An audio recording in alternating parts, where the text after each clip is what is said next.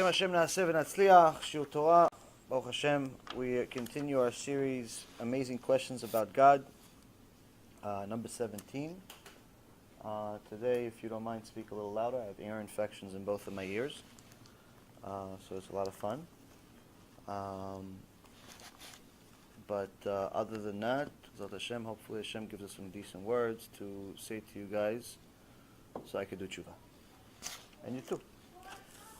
Zot Hashem, today we have Refuah Shlema to Rav Ephraim ben Shulamit, Levana bat Sarah, Sarah bat Levana, Ovadia ben Levana, David ben Esriya, Doris bat Jora, Elisheva Chaya bat Sarah,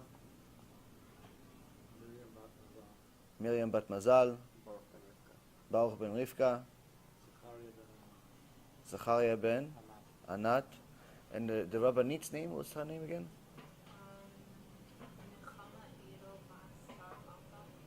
Nechama Edel Bat Sarah Malka.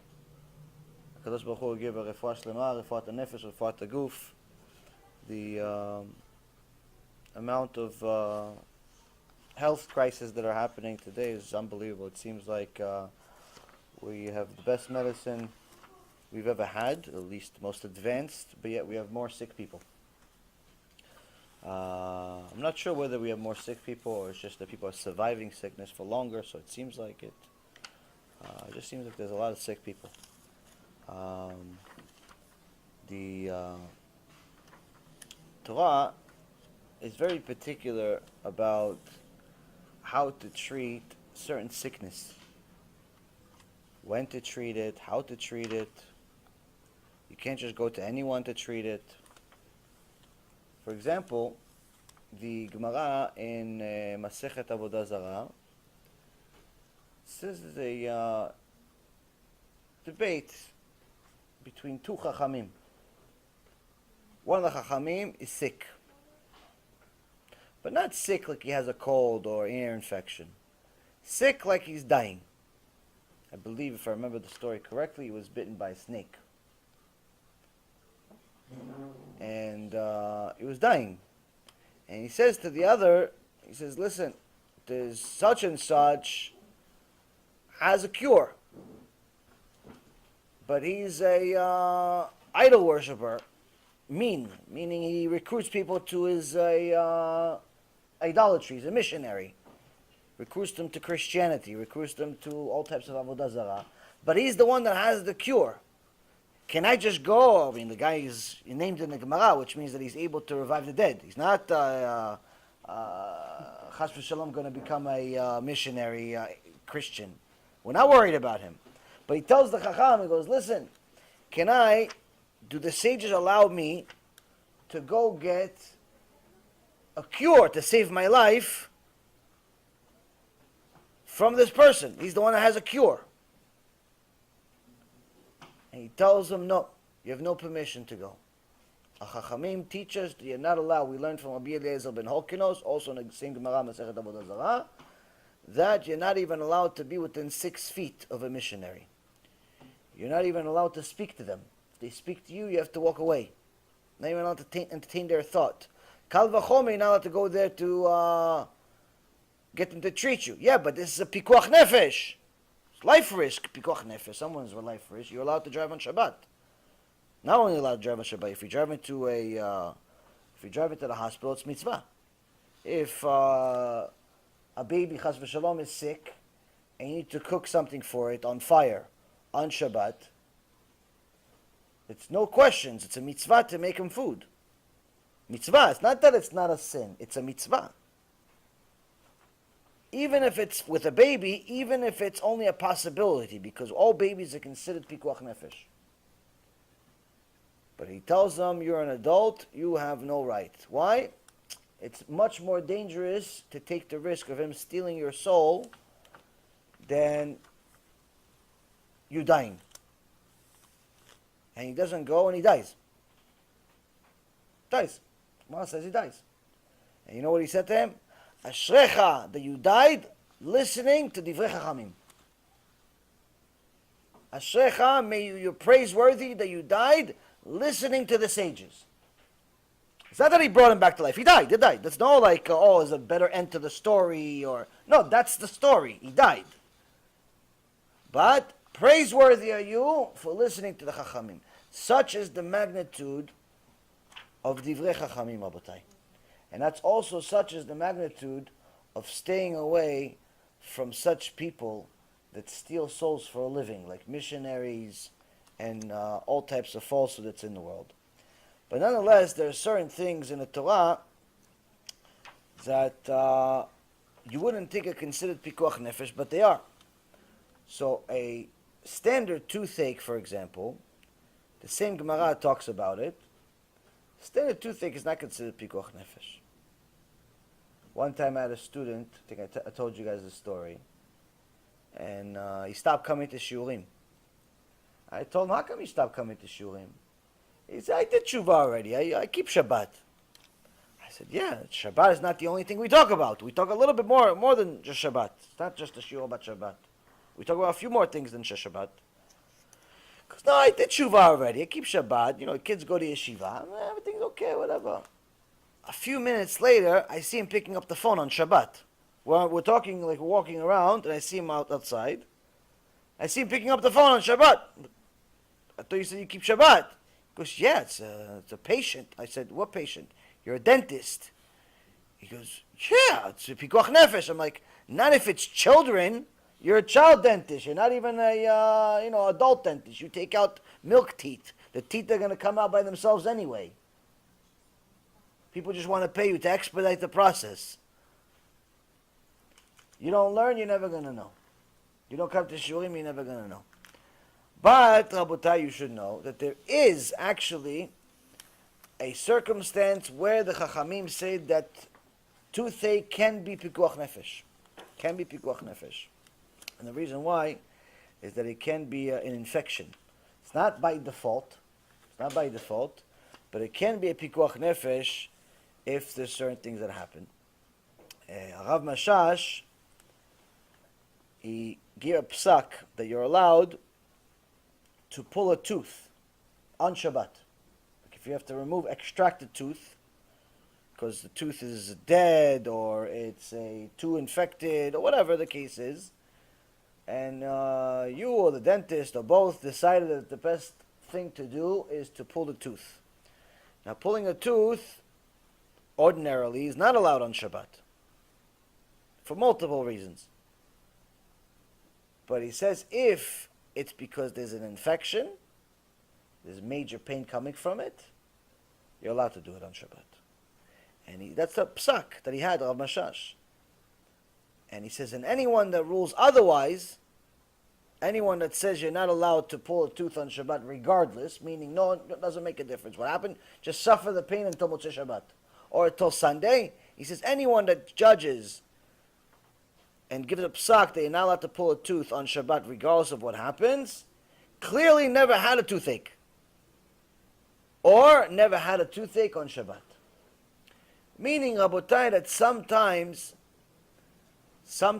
it's critical for us to experience pain in order to know how to rule on halacha, how to judge favorably, how to know what to do in life. Sometimes we have to endure kaparat avonot. We have to endure a certain amount of pain in our life, physically, emotionally, psychologically.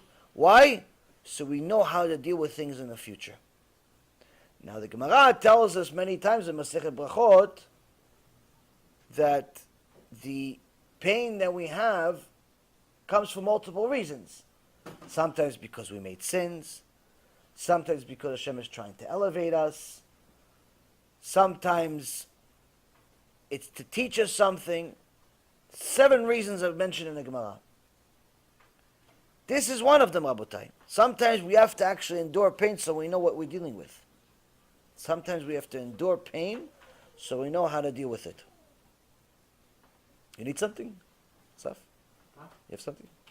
You need something? You have a question? No, I was just looking at the kid. Oh, I'm upset, sure she's upset. tamed enough. Oh, upset. She just gets involved in a shiur. She gives. I don't want to make him drunk. So, issue of teeth is a very, very sensitive issue because it's almost the worst possible pain there is. When you have a toothache, you can't think straight, you can't see straight, you can't do nothing straight. Toothache is a nightmare, and it also creates other pains like ear infections and gum infections. But we have several stories in the Torah about teeth, about how the Chachamim had this certain type of illness called tzafdina. Tzafidna. In the Gemara Masechet Yomah, page 84a, it says a story about Rabbi Yochanan. Rabbi Yochanan had a tzafidna. So what's tzafidna? Rashi says it's an infection of the tooth and the gums. But it's so dangerous that it eventually gets to the stomach. And a person can die from it. So here in the Gemara, it says, obviously, this is something that's, a toothache is a big deal. So he went to a doctor, which happened to be a female doctor, not Jewish, and she gave him a cure, but the cure only worked for the day. So the next day he came back, and she gave him a cure again, but it only worked for the day. After that, he said, okay, what am I going to do with Shabbat? I mean, if I don't have this cure that you're giving me, I'm suffering immensely. I need something. And it says, one day. What am I going to do about Shabbat? She says, I'll tell you if you promise to never tell anybody else. 'Cause that's my living. That's how I make my money. People come back. I give them the cure for the day. It's good business. You have a toothache. It's not even your fault. And you come back to her for life. Says, I tell you the cure for Shabbat, but you have to come back. You have to, can't tell nobody. He says, the Gemara says, I swear to never tell it to Hashem.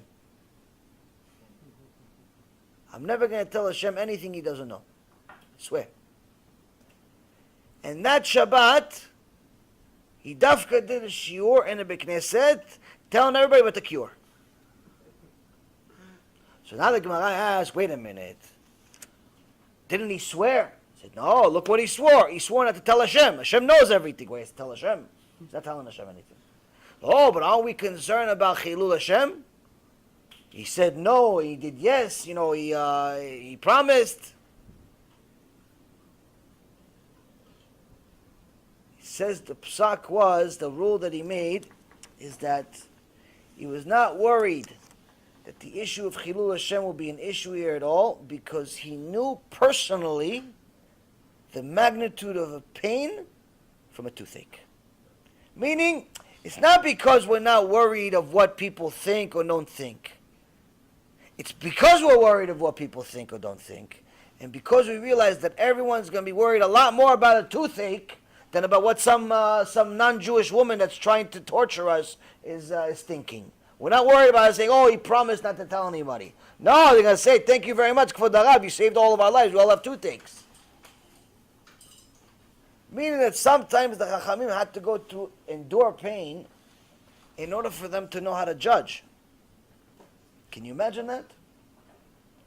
One day you wake up with a you wake up with a headache, you wake up with a backache, you wake up with some type of headache. You have no idea what's going on in your life. But in reality, Hashem is giving you this pain. Why? I want to teach you something. What teach me? You can't just send me a text message. Can't just send me an email. Hashem, we're in a modern age. No, Hashem, just send an email. It's free. It's free. I don't have to spend money going to a doctor. I know, and if I have this pain, I can't learn, I can't write, I can't hear, I can't eat, I can't this, I can't. He goes, no, I'm going to show you can with the pain. Why? That's the lesson. That's the lesson. You can't even with the pain. Now, when Rabbi Eliezer ben Rabbi Shimon Bar Yochai, Rabbi Eliezer's son was Kodesh Kodashim, and each night he would say, come back, my dear friends. what's come back, my dear friends? He would bring infections on his entire body. His entire body, he would be perfectly healthy. But then at night, he'd bring suffering onto himself. He'd call them my friends. And infections would appear all over his body to the point they had to change the sheets to his house, to his bed every night 60 times. 60 times, that's how much blood would be filled. Eventually his wife found out that he's doing it to himself. And it's not just he's a poor guy, he's just happens to be sick. He's doing it to himself. He says, you're doing it to yourself. I've wasted all of my inheritance on you, on buying all these bed sheets. If you don't stop, I'm leaving. He says, you can leave. Why? This is what Hashem wants me to do. Why is one Hashem? That's how you purify the body. You don't purify the body by going to minyan. Pray 3 times a day. It's good. It's good for the soul. Chazak u'baruch. Very good. Doesn't purify the body yet. You don't purify the body because you learn daf yomi. It's good. Chazak u'baruch. Doesn't purify the body though. It's good. You don't purify the body saying Shema Yisrael. Shema Yisrael is good. Mitzvah. Deoraita. Doesn't purify the body. How do you get to a point of being like Moshe Rabbeinu when at the end of his day, 120 years, Malach HaMavet arrives, needs to take off his neshama. Moshe Rabbeinu looks at him, scares him away. Get out of here. He runs after him. Malach HaMavet runs away. Malach HaMavet runs away from Moshe Rabbeinu. Scared to death of him. Then Hashem says, no, Moshe, you got to come up. No, 120 years, I promise. That's it, finished. You can't go to Eretz Yisrael. The body of Moshe tells Hashem, come on. Where else can I find, the Neshama tells the Hashem, where else can I find a body like this? That is mamash pure to such an extent, it's the same thing as the Neshama. The body got pure just like the Neshama. Where am I going to find such a thing? All he wants to do, the body, is serve you. That's all he wants to do, the body. Neshama, of course, is pure. But it's a given. The body, all he wants to do, has no Yetzirah. Yetzirah is scared, ran away. Went to Walmart, maybe buy some weapons. What is he going to do? The body is scared of Moshe Rabbeinu. The Yetzirah is scared of Moshe Rabbeinu. Pure. Rabbi Eliezer ben Rabbi Shimon knew this and says, I need to purify my body to such an extent that it's Kodesh. Kodesh means we have to endure some growing pains. I forget one of the names of one of the Chachamim, I think it's the Rabbi, I don't want to misquote the name, one of the big Gedolei Hador in previous generation, mamash, last maybe 40, 50 years,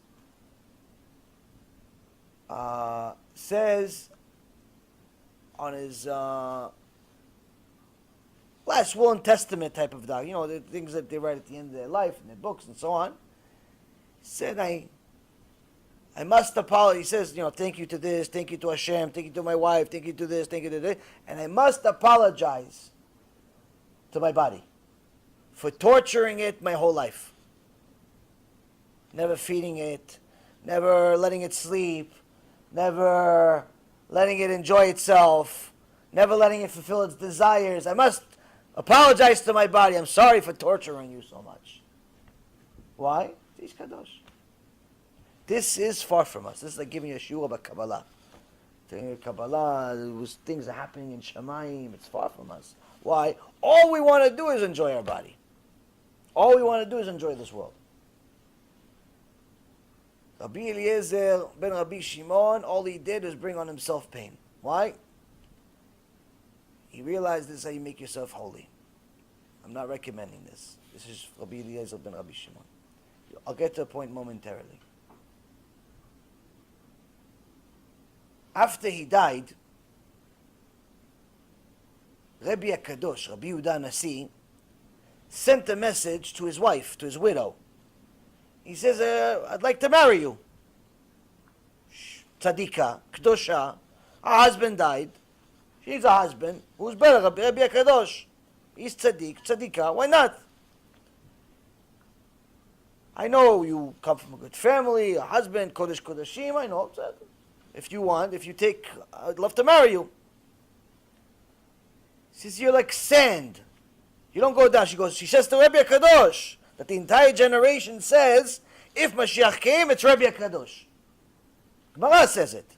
If the Mashiach came in that generation, it would be Rebbe. It would be Rabbi Yehuda Nasi. That's who it would be.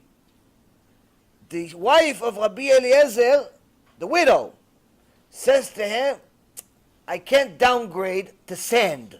You're sand next to my ex-husband. It's not nice to say such a thing. Say, I'm not interested.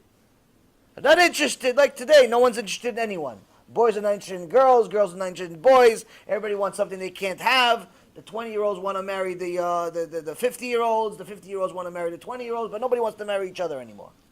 Everybody wants to marry somebody rich, and they don't want to work. Everybody wants to marry a supermodel, but they don't want anyone to look at her either. Strange world we live in today.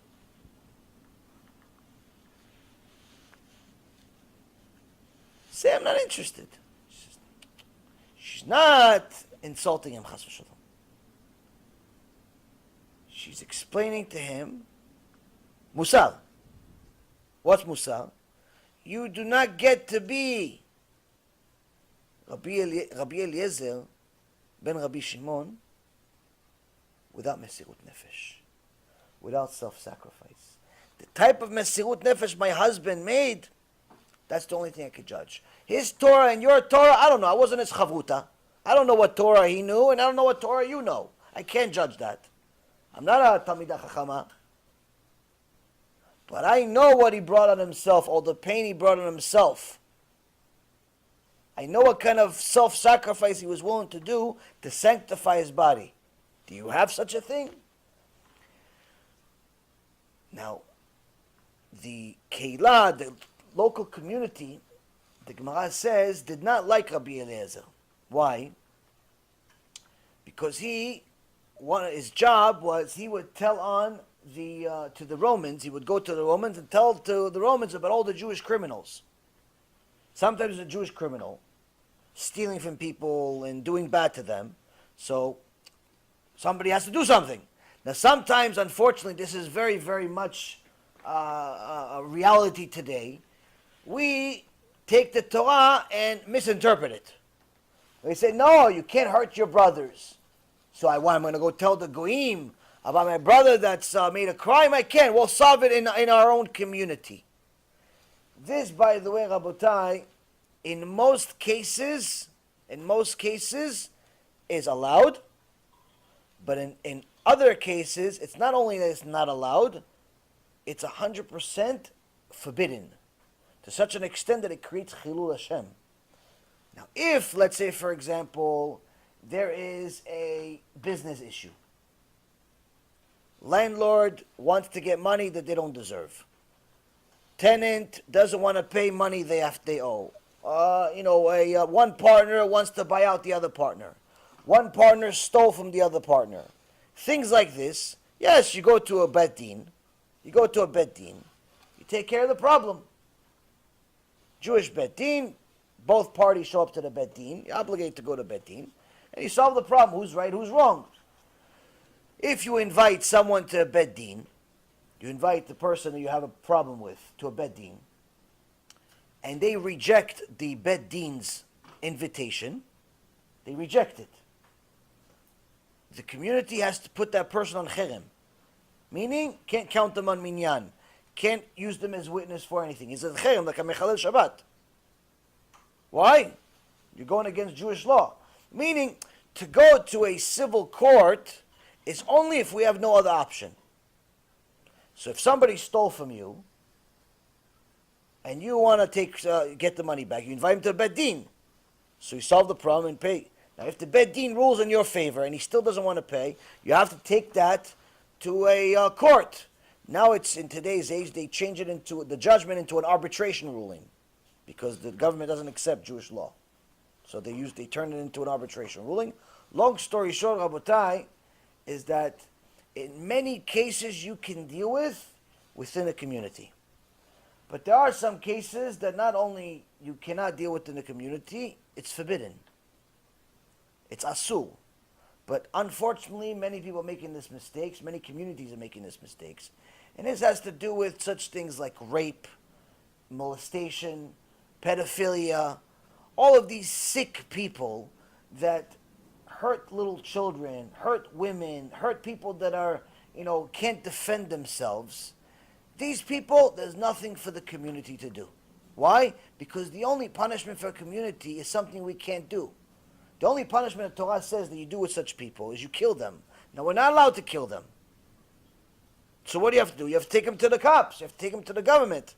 So for anyone to harbor a rabbi or a religious person or even a common Jew, because he's Jewish, even though he's a rapist, a pedophile, a sick individual, a murderer of some kind, either a murderer of neshamot or of bodies or both, this is a sin, a chilul Hashem on the entire community. And there's organizations that recently, Baruch Hashem, have been founded to try to expose these people. I mean, it's problematic also because in reality nothing really changes. Even if you expose them. The communities are not going to change for the most part. In reality, you're just increasing the chilul Hashem. But nonetheless, hopefully they succeed, these organizations that have it. There's one particular one, I think, in Florida that has succeeded in bringing up a lot of things that have been hidden under the table for a long time. But in reality, Rabotai, this is why we have a Torah. Our Torah is our instruction book. And we have to realize, listen, we cannot exercise our law, we have to go to the Goyim. We have to go to the law. If we can't exercise our law, if somebody doesn't want to pay you for your business, he doesn't want to go to Bedin, you go to civil court. So why is it when somebody hurt a child or a woman, you're not going to them? Why? No, we're going to solve it within ourselves. Okay, you tried, but it didn't work out to solve it within yourselves. He already did it with 2, 3, 4, 5 kids. How many? How many? How many do you want? How many? Why does this happen? I'll tell you why it happens. Rav Shpadron, alav hashalom, one time he saw a little kid fall and break his head, injure his head. Blood gushing everywhere.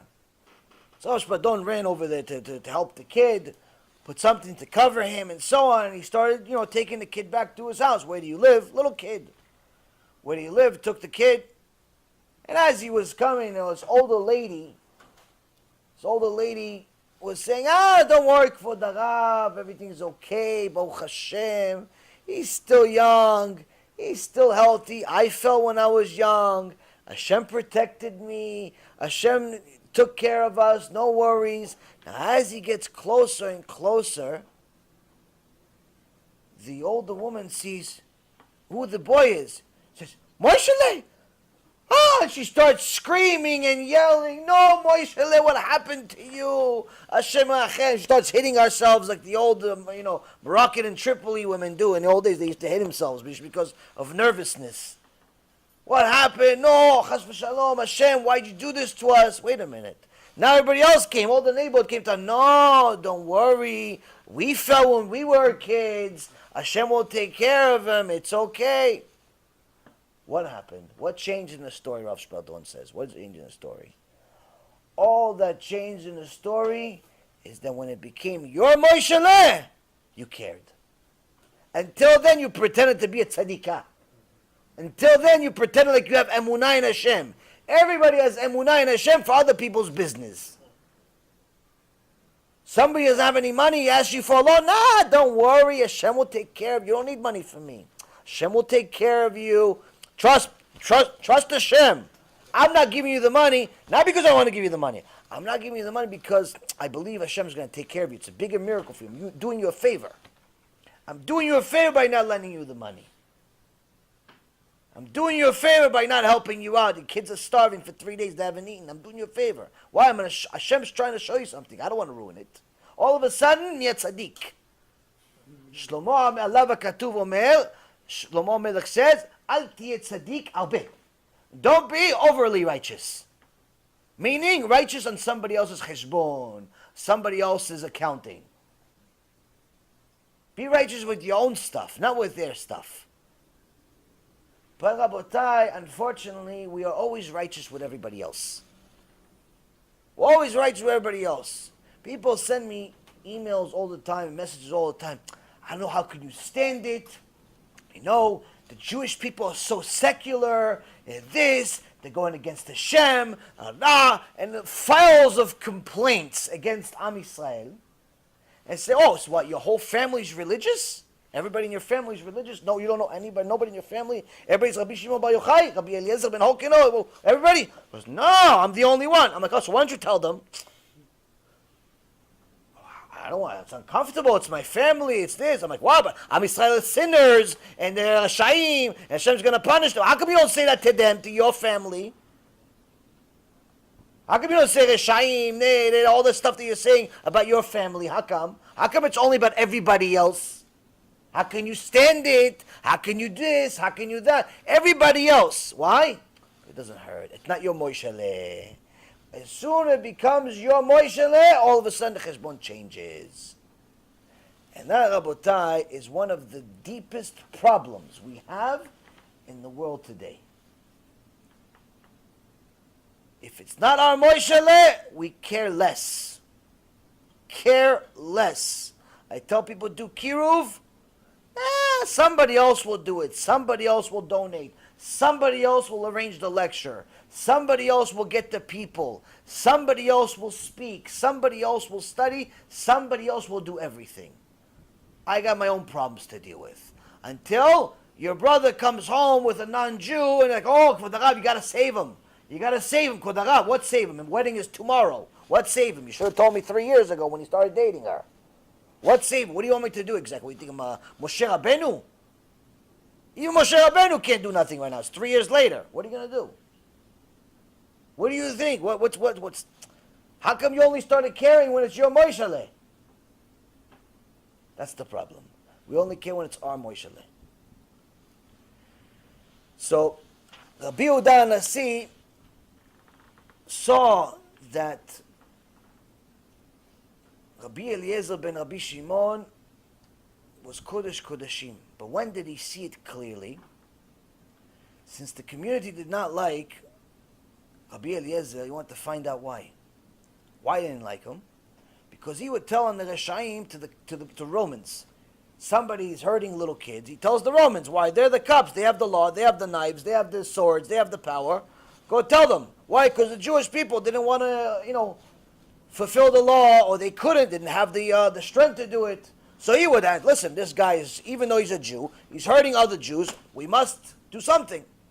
So other people didn't like it so much. How come you're sending them to the Goyim? One person, the Gemara says, Bava Metzia said, your father was wine, but you're vinegar. Your father was wine, but you're vinegar. So Rabbi Eliezer tells his wife, listen, the community doesn't like me, so they're not going to honor me when I die. So just leave my body in the attic. Don't bury me, because no one's going to come. They're not going to disrespect. Just leave my body in the attic. What leave your body in the attic? Somebody dies, Shem Erachem, within a few hours, or Shem Erachem, what kind of smell comes out? Within a few minutes. It's not a comfortable situation. Within a few hours, things starts to... It's a very uncomfortable situation. This one person that's a Talmid Chacham told me some of the things that happen in the grave. Hashem Erachem. Just that, it's worse than any Gehenom share I could ever give you. Just think about what happens in the grave. Hashem Erachem. He's telling her, leave me in the attic? Leave me in the attic. She leaves him in the attic for over 20 years. Over 20 years, not a single smell, not a single decay, nothing. It's like he's sleeping. It's like he's sleeping. Why? He sanctified his body. He sanctified his body. His body became Sefer Torah. Rabbi Yehuda saw what happened over here. This is not a normal situation. It's not somebody that just learned some Torah. Even in those days, not everybody was like that. Someone sanctified his body to such an extent. The secret is the Isurim, the self-sacrifice that he did. He brought on himself self-sacrifice. He brought on himself suffering. I'm going to do the same thing. So now, Rebbe Kadosh already had 16 years of suffering on his own. Remember when I told you the story a week or 2 weeks ago, I told you the story where he didn't have mercy on a little calf. Hashem gave him a suffering for 16 years because he didn't, until he did tshuva. I think I quoted 13, but it's actually 16 years. Here, he brought on himself 13 years of suffering. So it was a total of 29 years. What did he do? The first 7 years, he gave what by most people's definition is the worst possible pain a male can experience in this world. What is it? Stones. Kidney stones. Kidney stones, anyone who doesn't understand the pain of a kidney stone, ashrecha. You should pray to Hashem just for that alone. Just for that alone. Everything else you're obligated to do, ashrecha. But just the fact that you don't have kidney stones, you don't even know what it means to have kidney stones. To you, you're looking at me like 5 heads. Like, what's so wrong with kidney stones? Stone, kidney, big deal. Stone, big. Kidney is this big. Stone is this big. Big deal. What's the big deal? Shem Yerachem, what a pain you have. What? You have a kidney stone. It hurts from the second, from the moment it's here, all the way until it leaves your body, with no end. There's no like, oh, it's calmed down. And many, unfortunately, have to have surgery. Some you can't even fix.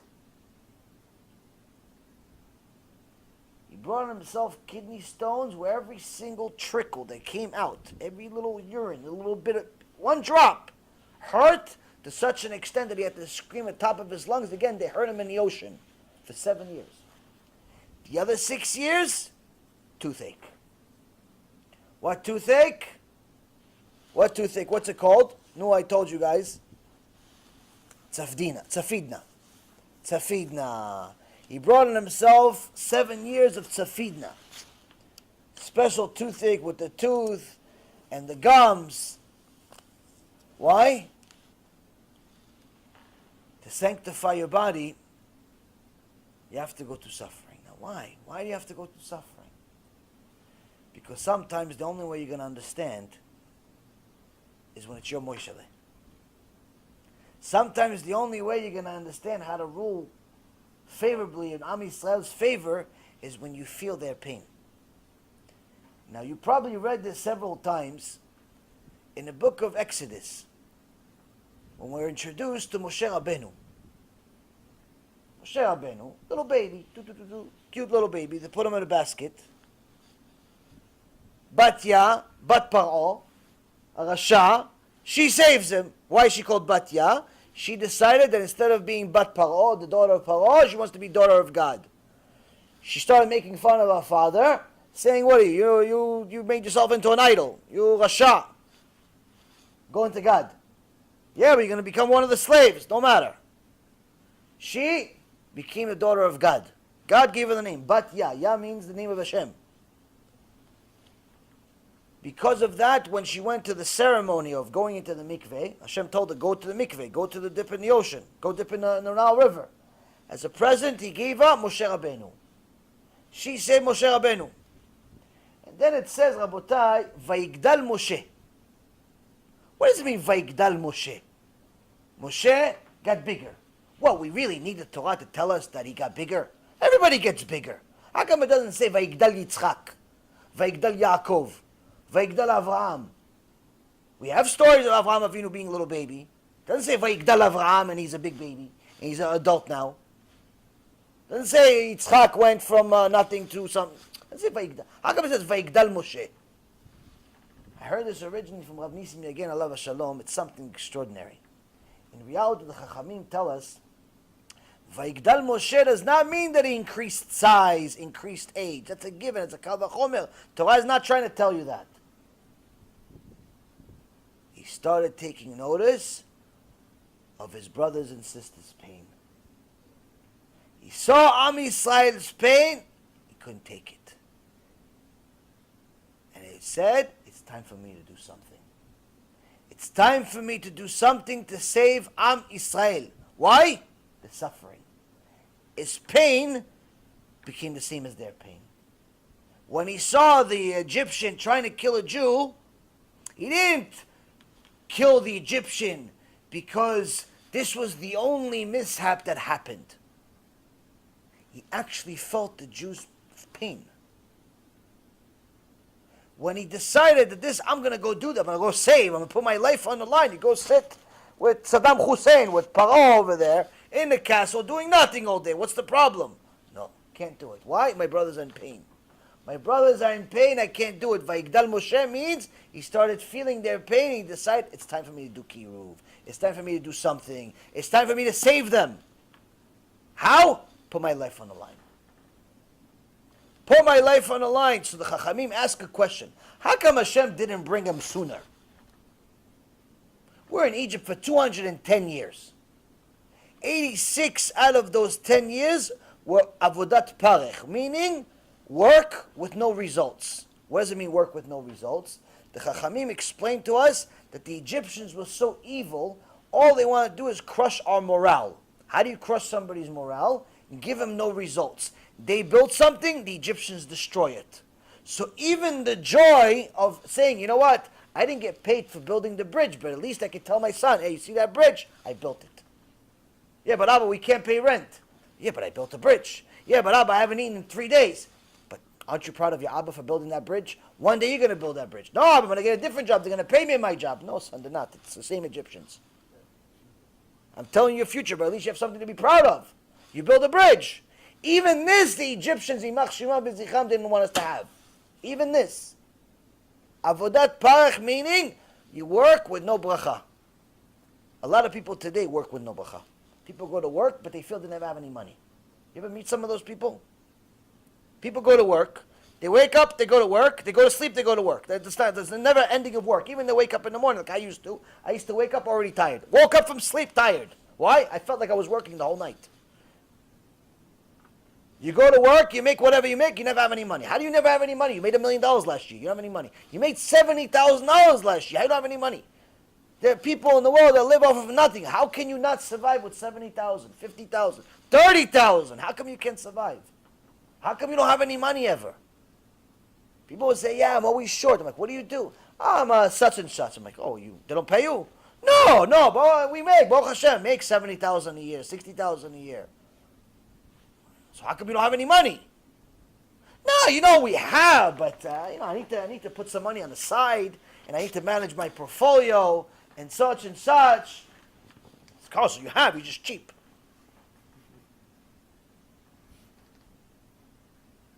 Or we spend so much of our money trying to be the Joneses that we really don't have any money. But Rabotai, a lot of people have these money problems, not because Hashem didn't give them money. He just didn't give him bracha. He gave him the money. 60,000, 70,000, 80,000, 90,000, 100,000, 200,000, 500,000, $1 million, $5 million, $10 million. No bracha. Inside they feel like they're broke. Even though in actuality sometimes they're not, sometimes they are. Depends. How do I know? I was one of them. Didn't matter how much we made, we never had money. I could buy whatever I want, but I never had any money though. It was always month to month. Whatever I made that month, at the end of the month it was gone. Somehow, some way. And don't say, no, you bought a lot of jewelry, a lot of cars, a lot of choppers, and nothing, no toys. My car was a $90,000 car, which for somebody who was making so much money is nothing. My biggest expense was my apartment. Other than that, nothing. Zero. I never bought a piece of jewelry in my life. Anyway, my family was in the jewelry business. No toys. Never have any money. Why? No bracha. Many people work non-stop, no bracha in the money. No bracha in the money. Very serious problem. So now back to our story. We have Moshe Rabbeinu, Vayigdal Moshe. Moshe got bigger. Bigger how? Mesirut Nefesh. Self-sacrifice for Am Yisrael. He started feeling their pain. And that was enough. He couldn't do it. So the Chachamim asked, how come Hashem didn't bring him 210 years ago? Why wait so long? Well, first of all, we should know that in the beginning of the exile, in the beginning of Egypt, we were actually good over there. Yosef HaTzadik was viceroy. We were printing money over there. We were doing good. We were living good. What's the problem? But that didn't last for long. Why? Beginning of Parashat Shmot says, and a new Paro came that forgot who Yosef was. Didn't know who Yosef was. In reality, the Chachamim say it's really the same Paro. It's just that Yosef died, and he pretended like he doesn't remember anymore. Even though his pictures are all over the walls. He's the one that put you on the map. He's the one that built the country. So now why didn't Hashem bring Moshe at that moment? Why didn't he just, if it's not Moshe, he wasn't born yet, bring somebody else. Bring somebody else, not Moshe. Moshe is not born yet. Bring somebody else. Before Paro starts killing people, enslaving them, Shem Achem killing little kids, torturing people. Oh, you have no idea. If you read the Midrashim of what happened to us in Egypt, if you actually read what happened to us in Egypt, it'll change your mind completely about a lot of things, including the Holocaust.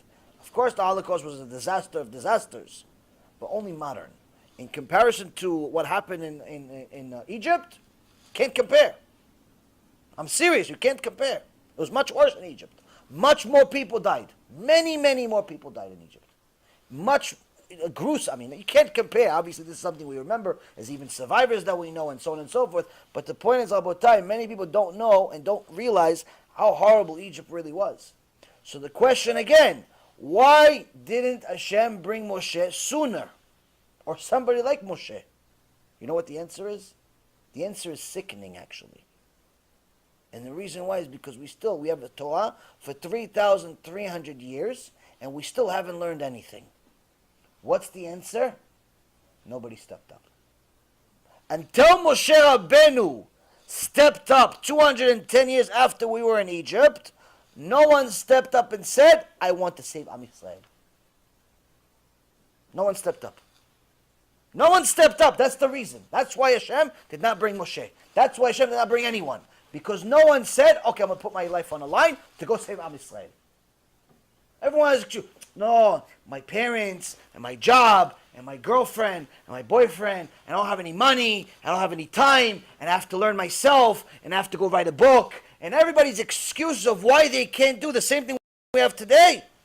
3,000 years ago, same thing. Nothing changed. Like Shlomo HaMelech says, nothing new under the sun. Nothing new. The issue of Mesirut Nefesh is so far from us today. You tell people about Torah, you could teach them for 3 hours, and then all they ask you is like, okay, so how do I get both worlds? I want to enjoy this world, and I want to enjoy the next world. I want to live like Donald Trump here, and Moshe Rabbeinu there. What's the problem? No one says that you're not allowed to enjoy this world. Actually, matter of fact, as the Gemara says, if you don't enjoy certain foods, Hashem is going to go and say, at the end of 120 years, say to you, how come you didn't enjoy that food? I brought it in the world, how come you didn't enjoy it? There's certain thing Hashem brought to the world for you to enjoy. It all depends on how holy you want to be. And which world you're going to invest more money into. Now, people invest their life savings into their house. They invest an enormous amount of money into their house. They have mortgages bigger than their life. They put all their money to have the down payment. And the rest of it is on the mortgage. The mortgage is bigger than their career. It's bigger than their dreams even. And they want to have this big house, Baruch Hashem. Rav Ephraim once asked, has anybody made any down payments on their house in Shemaim? Has anybody even remotely thought about the house they're going to have in Shemaim? Because people spend so much time investing in a house here. What about the one in Shemaim? You even have a down payment? And the reality is, Rabotai, is that most people are just simply not willing to do what's necessary. And it got to such a point that many rabbis don't even discuss it. Many rabbis just simply don't discuss what you really need to do. I'm not saying you have to be homeless and in the middle of the street begging for change to bring suffering onto yourself. That's not what I'm saying. What I am saying is that No one is expecting us to be Rabbi Eliezer ben Rabbi Shimon to start praying for Hashem to give us pain, dafka. We're not on that level anyway. No one is saying that we have to be Moshe Rabbeinu, Mashiach. Not only Hashem decides if we have it at that level. Even though the Rambam says every single person can be Moshe Rabbeinu. Can get to the potential of Moshe Rabbeinu, meaning fulfill 100% of their potential. What we are saying is that 210 years we were in Egypt only because not enough people cared. Why? It wasn't their Moshe. It wasn't personal to them. How long do we have to wait for us to care now and actually start investing into Am Yisrael? Into Am Yisrael. Mamash, take action, do something about it. A lot of people talk big, but they're not willing to do much about it. They're not willing to do much about it. Even the ones that give money, they're not giving their life savings. They're not giving something that's really meaningful to them. They give whatever, pocket change. Even if it's thousands in many cases. To them it's pocket change, it's all relative. Why? They care just enough. Just enough. Just enough to they're doing it to make themselves good, not make themselves feel good. Not necessarily because they care about Am Yisrael. That Mesirut Nefesh is lost on us. It's mamash lost on us. And that's one of the most important things that a person needs to understand, is that if you want to put a serious down payment on your house in Shamayim, you have to start with Mesirut Nefesh.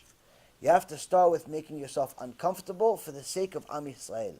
Not for your own sake. Not because you want to have a bigger house or you want to pray to Hashem an extra time. So now instead of praying 3 times a day, you're going to pray 4. Why? Because you say, if I pray 3 times a day, he's going to give me a regular house. Pray 4 times, he's going to give me a bigger house. If I do tefillin, regular tefillin, he's going to give me a good job. If I get extra nice tefillin, he's going to give me a bigger job. Not for you. Not praying for you. Not wanting for you. Not wanting for you. A little bit of time, just a little bit of time, 5 minutes a day, 10 minutes a day, an hour a day, whatever you can do, whatever you can sacrifice for your brothers, and just pray for Am Yisrael. Just do something for Am Yisrael. Something. Something for them. And don't tell me, no, I give challah to my neighbor. Okay, that's your neighbor. I'm not saying your neighbor. I'm saying the nation. Pray for them, Tehillim. It's worth more than your challah. That is something that we're missing. That Mesirut Nefesh. To make ourselves holy. We're not going to be Rabbi. We're not going to be Rabbi Eliezer ben Orkenos or Rabbi Eliezer ben Rabbi Shimon or Moshe Rabbeinu right now. It's going to take us time. We're still trying to do tshuva b'chlal.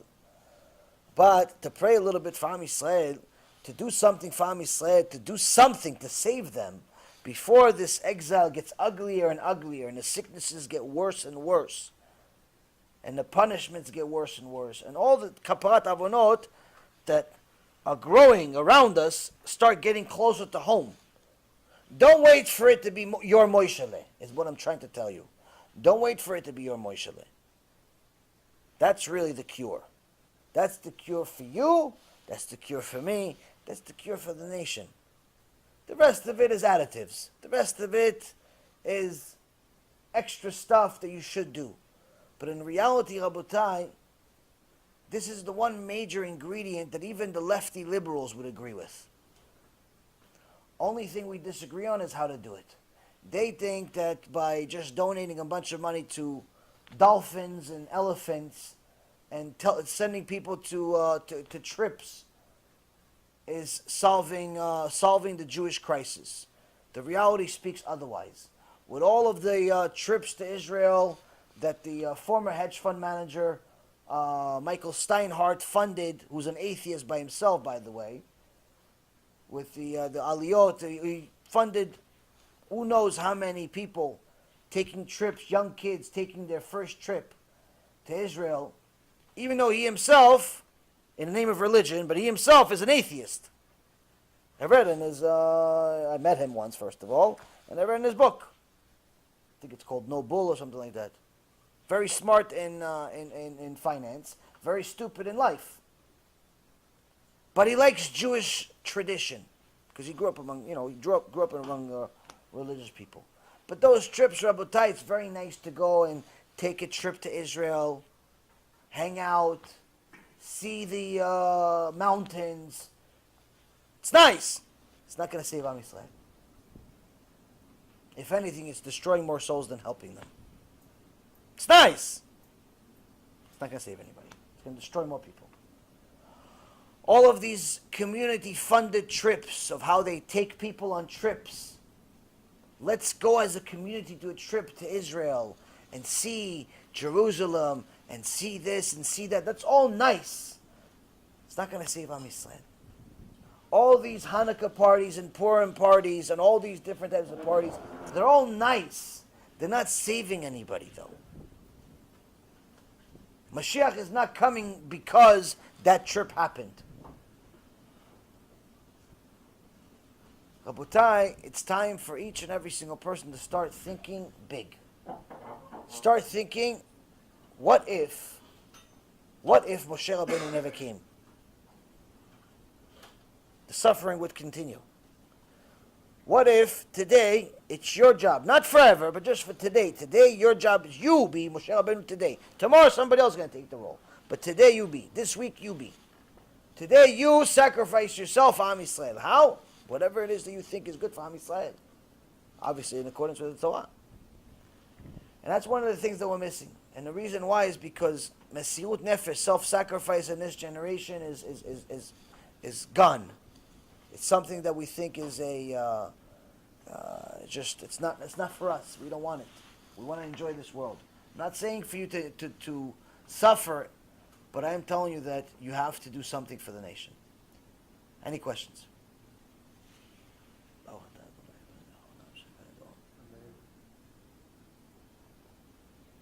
You have to have some questions. Want to finish this? You were here? Yeah. We were learning in Second Sanhedrin, Okay. the intercalation of the meaning.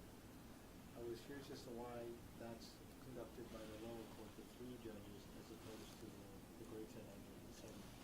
Okay. It seems very significant. 3 judges Yeah. versus 71, yeah. Correct. Why? Why? Why 3 judges versus 71? Yeah. Because they, first of all, 71 only had one location. The 3 judges were in every place. Right. So the moon, if we only waited for the 71, that means that by default it would only be when they saw it. Now maybe the moon came up somewhere else before they saw it. Or maybe it's cloudy where they are. In reality, they can't see the moon. So then we have the wrong date. Because why? We depended it for it to be only over there, only where they are. It's not where they are, it's where the moon is. We have to go where the moon is, not where the people are. So since the three judges were in different locations, whoever was the first one to see it, they had people on the mountains, they would see it, they would report it to the judges. And then they would, after they report it, they confirm it's Rosh Chodesh, they would pass on from, they would light a fire on top of the mountain, and someone from far away would see the fire. And then he would light his fire. And then another mountain would light a fire. And all of that, that's how communication was done in those days, is they would light fires on top of mountains, and you can't communicate via text messaging or talking because you can't hear each other. But you can't wait until he gets to the other mountain. It may take 2-3 days. But, Baruch Hashem, we're able to see light even 10-20 miles away. In those days, even longer. They had better vision back then. So you could see the message from who's the first one that saw the moon. So that's why. Next.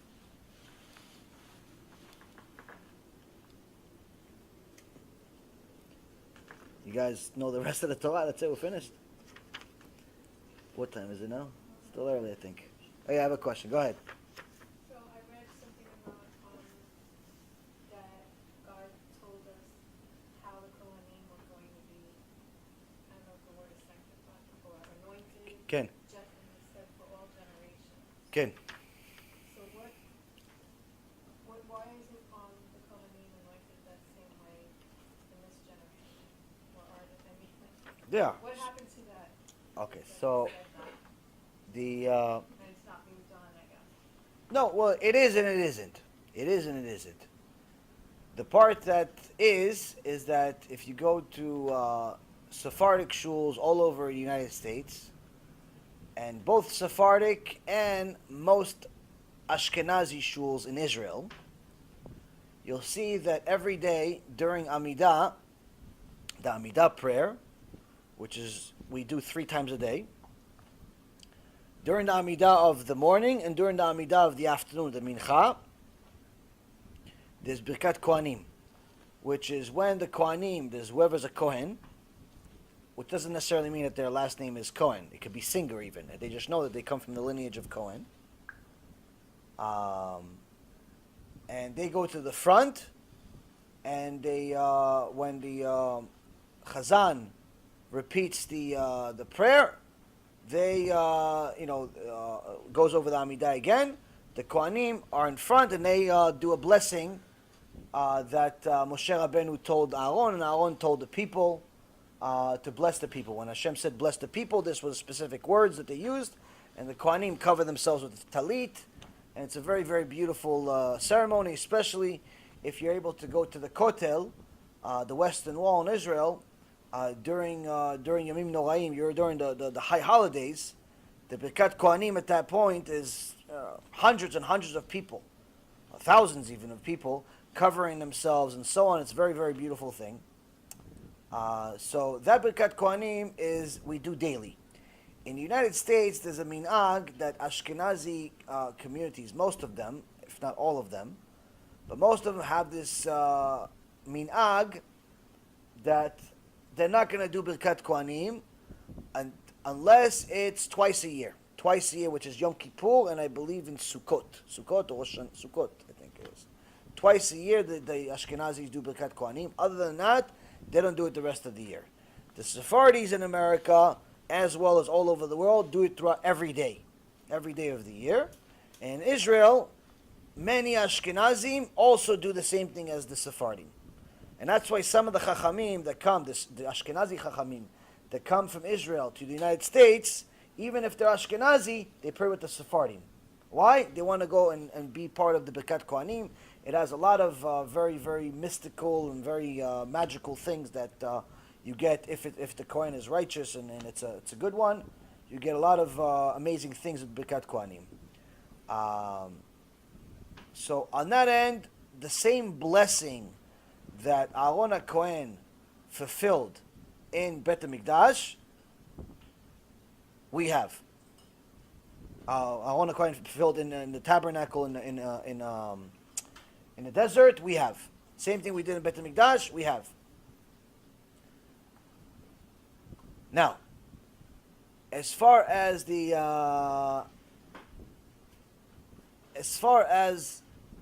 other ceremonies of the Kohen, we don't have a Bet HaMikdash. So, for example, the choshen, the breastplate that he had, the 8 pieces of clothing that the Kohen Gadol would wear, we don't have those anymore. Because we also, number one, we don't have the Bet HaMikdash. Number two, all the things, all the tools of the Bet HaMikdash, for the most part, were stolen from us by the Christians. The Catholic Church, for example, the Vatican, has one of the top 10 most secure buildings in the entire planet. The Vatican, Iyamach Shemam. Now, in one of the floors of the Vatican, some say it's the 3rd floor under the ground, they have artifacts, different things from previous generations that they don't disclose to the public. And many say that some of the things that are in there are actually things from the Bet HaMikdash.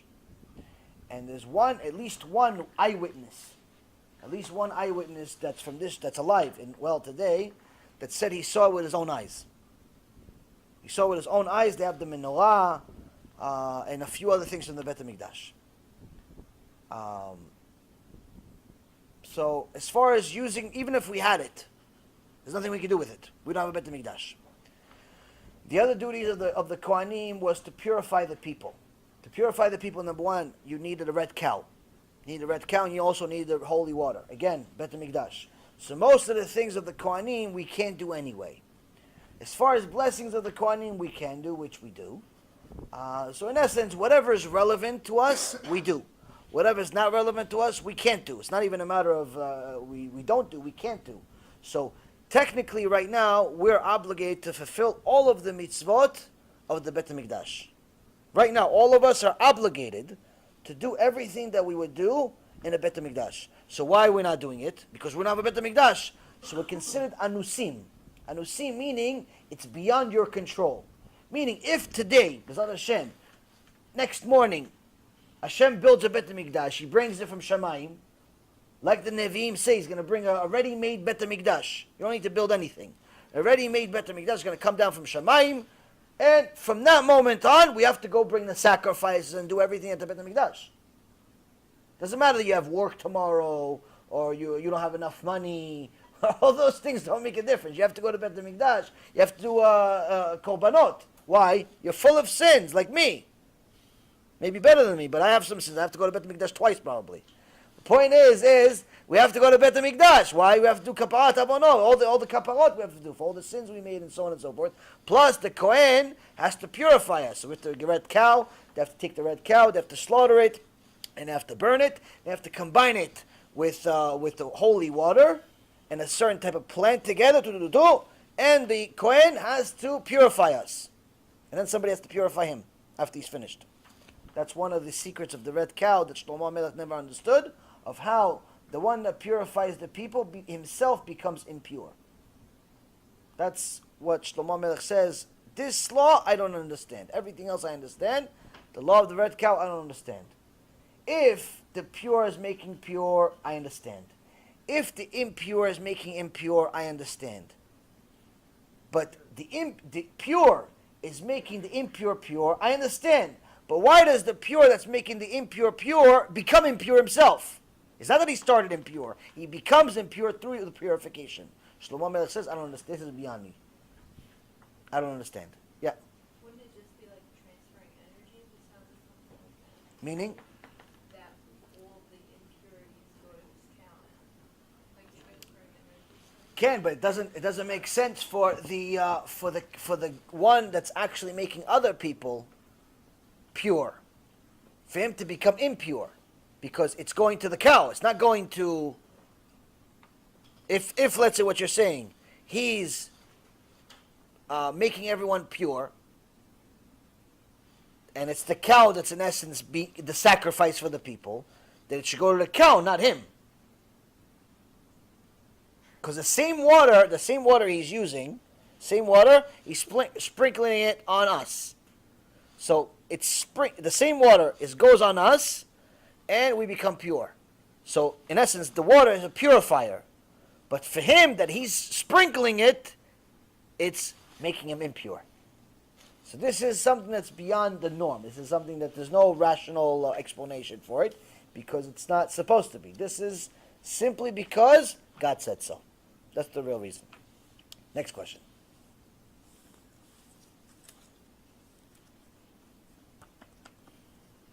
Any other questions? You had enough already? 2 minutes? Finished? Overdosed with the Torah that you just had? It's like the Vatican, for example. Ken. Is it okay for a Jew, a regular Jew, let alone a rabbi, to go there, given that it's the center of Avodah Zarah in the world? I know they listed like a country with their own territorial government and everything. Nevertheless, we all know what it is for. Right. So, could a rabbi go there, or could a regular Jew go there, given that the halakha is that a Jew will not even enter a church or even look at a church? So you answered your own question. No, I'm asking because of the story of people who have been in that place. Because they're sinners doesn't make it allowed. Doesn't make it allowed because they're sinners. There is unfortunately, a common understanding that sometimes we get our proofs based on people's actions, but that's not the way. The Gemara Yerushalmi specifically says we don't learn our laws from other people's behavior. We learn our laws based on what Hashem said. What did Hashem say? How do we know what did Hashem say? The Chachamim wrote it in books, and also Hashem has the 5 books of Moses. That's how we know what Hashem said. Everything else, we're not worried about what people do and what people don't do. So, for example, when we bring people up to the sugya, the issue, the complication, the contradiction, the whole issue with Pe'anochrit, the wigs. People say, yeah, but how is it possible that most of the religious world are wearing wigs? So it must be allowed. And the proof that that is a flawed, not only a flawed argument, but a flawed understanding of just general, is that you can say the same thing about all of Judaism. Meaning, even more than, let's say right now, there's 2-3 million women that are wearing wigs right now and believe that it's kosher. There is 18 million that don't keep Shabbat. It's 18 million that don't keep Shabbat. So if the majority wins, then it would also cancel out the entire Torah. Since most of Am Yisrael does not keep Shabbat, that would mean that it's canceled. Obviously, Chas v'Shalom, you can never even think such a thing. So the fact that some people do or don't do is irrelevant. The Torah says a Jew is not allowed to go into a church. There's no maybe yes. No. He's not allowed to go into a church. It's no if, ands, or buts. Not allowed to go into a church to such an extent that if someone was chasing him, Chas v'Shalom, to kill him, and he had a option to go into a mosque or to go into a church, he should go to the mosque. Why? Because at least over there, it's not Avodah Zarah. Even though many people believe or want to believe that Islam is Avodah Zarah, is idol worship, it's not. Allah is the same God as the God of Israel. They just believe they're the sword of Allah. They believe that they are punishing Am Yisrael because we did not follow Allah. We did not follow God, the same God. They don't believe that it's a different God, and it's also not a God turned into 3 like Christianity. Obviously, they're considered heretics and they're considered fools for what they're doing, and they'll get punished for everything that they're doing. And according to the prophets in the book of Daniel, when the prophet Daniel tells Nebuchadnezzar Rasha the interpretation of his dream, it's actually, if you look, it's I believe chapter 18 of the book of Daniel. He tells him the interpretation of the dream. That he had a dream about a statue. The top of the statue was gold, and then the next part was silver, and the next part I believe was stone, and the next part was wood, and the wood ended up destroying all the other ones. That was the dream. And he said, so what does this mean? So Daniel tells him, listen, this is just what Hashem is telling you, that you're going to be the strongest leader. You got the merit to be the strongest leader that's going to live until Mashiach. No one will ever have control of the world like you until Mashiach comes. You're gold. After him came the Persians and also the Greeks. So, for example, Alexander Magdon, Alexander the Great, he was the second strongest leader after him. And after he died, his kingdom was divided into 3 kings. No one was able to have as much as Alexander. He was the silver. After that, the stone is the next generations. But the last generation before Mashiach is the wood. What's the wood? The wood is representing Ishmael. Ishmael is the Arabs. And it says that in the same dream, he says that Hashem will punish Ishmael more than anyone else. Even though technically, when you look at things, he should punish the Christians much more. They caused a lot more suffering to Am Yisrael than Ishmael ever did. They did it with false beliefs, of their idolatry, of a false god, which is horrible. The Arabs are judged much worse. Why? because they did it in the name of God. To say I'm going to go kill God's children for God's sake is much worse than doing something in the name of craziness, of idolatry, of 3 gods or 80 gods or whatever gods they have for the week, all these Christians. So this is why the prophecy at the end of times is that when all said and done, the punishment to those that stick with the fanatic type of Muslim are going to be punished the worst. But unfortunately, until that happens, what is that dream telling us?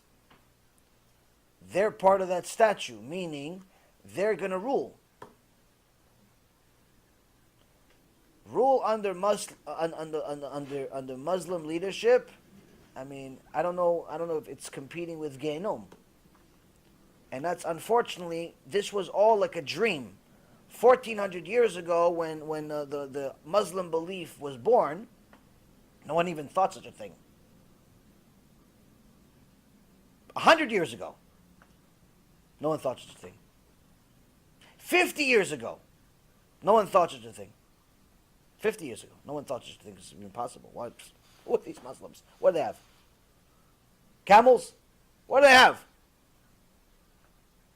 Now, it's only a matter of time. Now, it's only a matter of time, Hashem Yirachem. And the reason why is because they do Kiruv. They go out there, like I told you guys in last week's lecture on Wednesday. Whoever didn't watch it should watch it. In my opinion, it's probably one of the best lectures we've done in the last year. I usually don't like my own lectures, but this one I actually liked.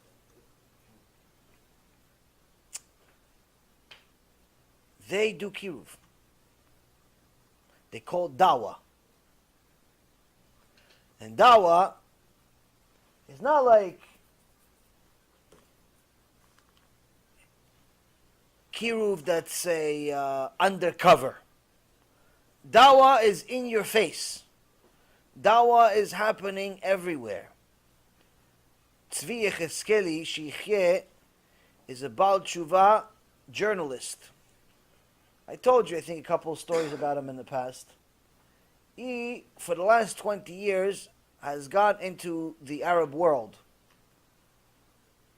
and interviewed terrorists, interviewed different Arab leaders, and so on, giving Mamash a first-eye look of what's happening behind the scenes, behind the CNNs, and all the propaganda that's in the world. It's funny, he even said a story one time that before he became religious, one of the people that he interviewed was a terrorist, and the terrorist told him, he was interviewing him. He told him, I really want to kill you now. The terrorist is telling him, the terrorist is, has the ability to kill him. No, but he promised him not to kill him because of the interview. He says, I really want to kill you now. I do, I want to kill, I'm looking at you, and all I can think about is killing you. He's telling, it's like the wolf is telling the sheep, by the way, I could taste what you taste like on a barbecue. Pachad Elokim, you know how scary this is? Guy's telling you, I want to kill you, and he's a killer. It's not like he's like saying, oh, I wish you, he's a killer, the guy. After he did tshuva, it happened to be that he did an interview with the same guy again. How he came back, he has to have some serious guts, this guy. Anyway, he comes back after he does tshuva. The same terrorist tells him, now, I'm obligated to protect you. He says, why? Shawa, what happened? Why you wanted to kill me last week? Now you want to protect me? He goes, no. I wanted to kill you when you were an enemy of God. You were enemy of Allah. I wanted to kill you. Now, you're his chosen son. Now you do what he says. I must protect you. Imagine what kind of musar a terrorist we can learn from. From a terrorist. What musar you can learn from a terrorist. Hashem Yirachem. He's telling you outright, I am the weapon God's using against Am Yisrael. I'm the weapon. So now he did I think a year or maybe 2 years undercover research into the Muslim world all over the place. He went to Mamash. He dressed up like a Muslim, got a whole identification as a Muslim. Abu Hamza is what is but real, not like he just wore a costume.